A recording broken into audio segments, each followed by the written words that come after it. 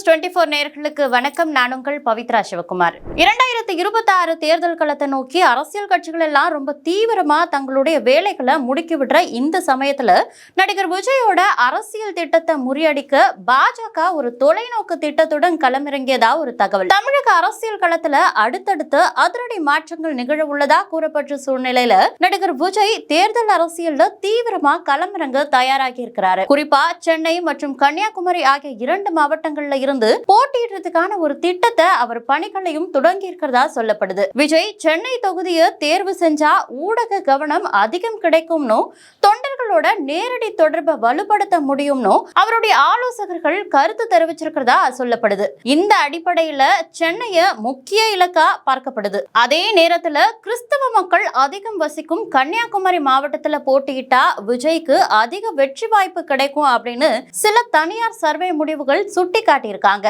இந்த அடிப்படையில கன்னியாகுமரியும் விஜயின் முக்கிய அரசியல் இலக்கா மாறி இருக்கிறதா ஒரு தகவல் வந்திருக்கு.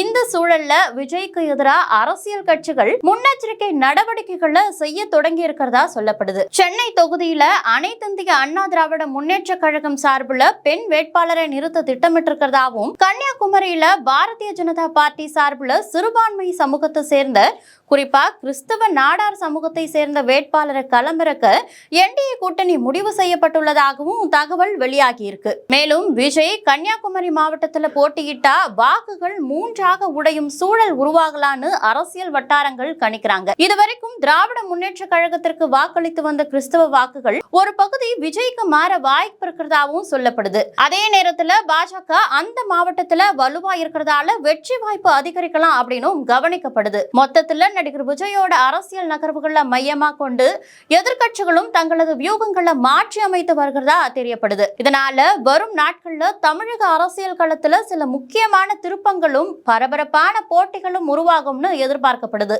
இதே போன்று தமிழக அரசியல் களத்துல அடுத்தடுத்து நடக்க போகும் அதிரடியான நகர்வுகளோடு மற்றொரு காணொலியில சந்திக்கிறேன். அதுவரை உங்களிடமிருந்து விடை பெறுவது நான் உங்கள் பவித்ரா சிவகுமார். தம்பி விஜய சொல்லிக்கிட்டே இருக்காரு, இது சினிமா இல்லை.